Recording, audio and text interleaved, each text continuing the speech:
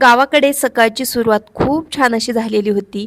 जेव्हापासून गावाला आलेलो आहे ना, तेव्हापासून या दोघांचं असंच चालू आहे.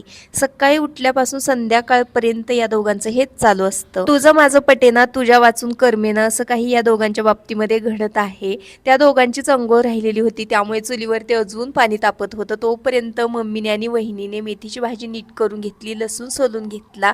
त्या दोघांचं अंघोळीचं पाणी तापलं की लगेचच वहिनीने चुलीवरती मेथीची भाजी बनवायला घेतली.